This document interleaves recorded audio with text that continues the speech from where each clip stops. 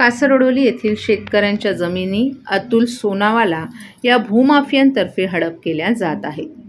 23 जानेवारी 2026 रोजी कासरडोली जिल्हा ठाणे येथील शेतकऱ्यांना देण्यात आलेल्या पोट हिस्सा मोजणी अर्ज क्रमांक द्रुतगती 073403 जमिनीचा सर्वे करण्यास विरोध आहे। भूमाफिया अतुल सोनावाला हे पैशाच्या बळावर सरकारी यंत्रणेचा गैरवापर करून 7/12 उतारे कोरे केले आहेत। शेतकऱ्यांचे खोटे नोंदणी, खरेदी खत आणि कुलमुखत्यार पत्र तयार करून घेतले आहेत। याबाबत कलम 43 प्रमाणे परवानगी न देता नोंदणीकृत कसे झालं याबाबत नोंदणीकृत करणारे नोंदणी रजिस्ट्रार यांच्यावर कारवाई करण्यात यावी अशी मागणी कमलाकर शिंगे यांनी केली आहे। तर भूमाफिया सोनावाला यांनी शेतकऱ्यांच्या नावाने विदेशी कंपनीकडून करोडो रुपये घेऊन खोटे करारनामे करून त्यांना देण्यात आले असल्याचं विशाल शिंगे यांनी सांगितलं। या आंदोलनात दिगंबर नकवारे, कृष्णा शिंगे, दीपा शिंगे, अंजली तानकी, विष्णू तानकी, जयवंत शिंगे, संदेश भोईर, देवेंद्र भोईर यांनीही सहभाग घेऊन वेळीच कारवाई न झाल्यास तीव्र आंदोलन करण्याचा इशारा कासरडोली येथील रहिवाशांनी दिला आहे। आरक्षणात आमच्या जमिनी घ्याल तर आम्हाला प्रशिक्षण द्या, त्या आरक्षणाप्रमाणे आम्ही तिथे काम करू।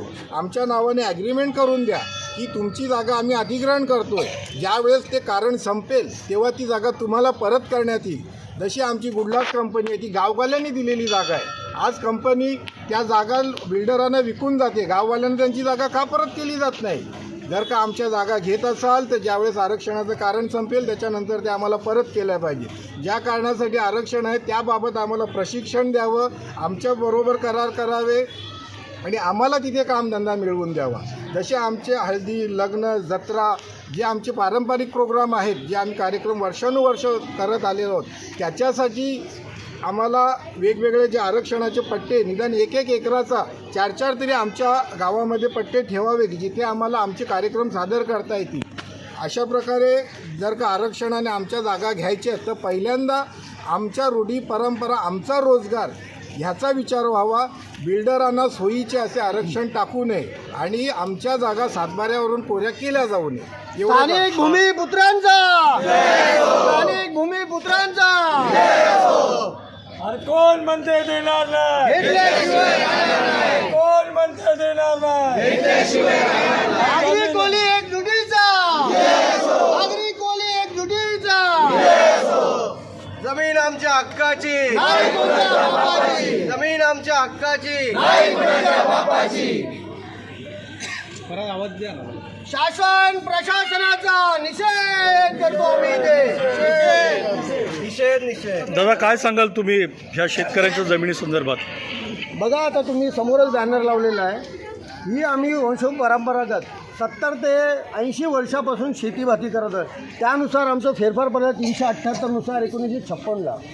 सोन्यासारख्या जमिनी शेतकऱ्यांनी कसल्या, बघा कशा मेल्यानंतर पूर्वजांनी विकल्या व गेले। आमचे पूर्वज मेल्यानंतर 2008ला येतात, ॲग्रीमेंट करतात आणि परत जातात। मेले कधी 89ला, 2005ला, 2005, 2007, 1989ला, 2008ला ॲग्रीमेंट होतंच कसं? म्हणजे आमची कुठेतरी चाललेली ही पिलवणूक आणि फसवणूक आहे। या ॲग्रीमेंटनुसार तहसीलदारमध्ये दावा चालू होता, तहसीलदारांनी 1 दिवसात आमच्या नावावर असलेली जागा, कसलेली जागा, पूर्वजांनी अशी ठेवलेली जागा एका दिवसात ऑर्डर करून दुसऱ्याच दिवशी ती नावावरनं आमच्या उतरवली जाते। नंतर दाद मागायला सांगतात तर आम्ही पुढच्या कोर्टात गेलो, अजूनपर्यंत दावे तिथे प्रलंबित आहेत।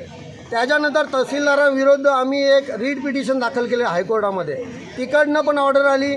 8 आठवड्याची मुदत होती, त्यांनी लेटर आम्हाला 10 ते 12 आठवड्यानंतर दिलं, ते पण उत्तर त्यांचं चुकीचं आलं। चौकशीची ऑर्डर असतावले निव्वळ आणि निव्वळ की तुम्हाला जर ती ऑर्डर किंवा तो न्याय मान्य नसेल तर तुम्ही अपिलात जावं म्हणून दिलेलं आहे।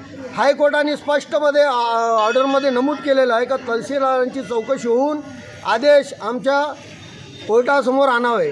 त्यांनी परत नेमक्या तसंच काय केलं। मागण्या आहेत तुमच्या? आमचं एकच मागणं आहे, जे एका दिवसात आमचं नावं उडवलेत ते परत नावं तशीच जागेवर आलं पाहिजेत, नाहीतर आम्ही रस्ता रोको आंदोलन करू। पुढची भूमिका आमची ती असेल।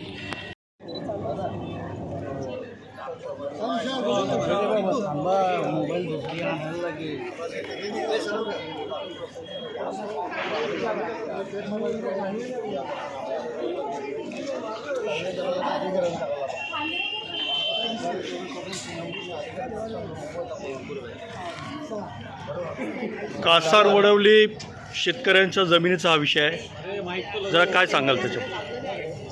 ह्या जमिनी ज्या आहेत ह्या कुळ कायद्याने सगळं शेतकऱ्यांना मिळालेल्या आहेत.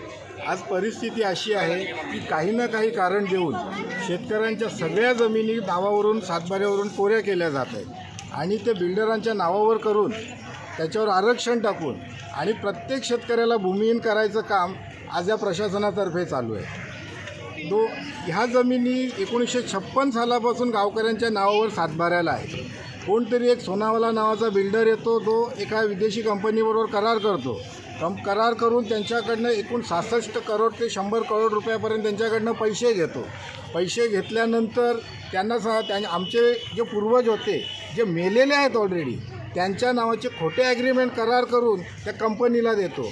कंपनी ज्यावेळेस त्याच्याकडे पैशाची मागणी करते तेव्हा तो प्रशासनाकडे अर्ज करतो आणि सांगतो की ह्यांची नावं सातबाऱ्यावरून उतरवा. प्रशासन आमची सगळी नावं सातबाऱ्याने उतरवली जातात. त्याच ज्याने आमच्या नावाने करोडो रुपये घेतले त्याच्या नावाने सातबारे केले जातात. त्याच्यानंतर त्याच जागांवर आरक्षण टाकून त्याचा सगळा फायदा त्या बिल्डरला कसा मिळेल या दृष्टीने सगळी पावलं उचलली जातात. आता प्रशासन सांगते की आम्ही तुमची जर का सर्वे केला तर तुमची वहिवाट दिसेल. अरे ज्यांची आम्ही मालक आहोत तिथे, आमची मालकी हक्काची नावं तुम्ही उतरवली, आम्हाला तिथे काहीच हक्क ठेवलं नाही आणि आता सांगता आम्ही परत सर्वे करून देऊ. आम्ही कुठलाही सर्वे करून देणार नाही, आमच्या जागेवर कोणाला येऊ देणार नाही. प्रत्येक गोष्टीचं कागदोपत्री पुरावा आहे आमच्याकडे. आमचे पूर्वज जर का तुम्ही वरती लक्ष दिलेत तर थोडं जर का बाजूला व्हाल, एक आमचा पूर्वज मेला आहे 1979 साली, तो 2008 साली ॲग्रीमेंट करतोच कसा काय.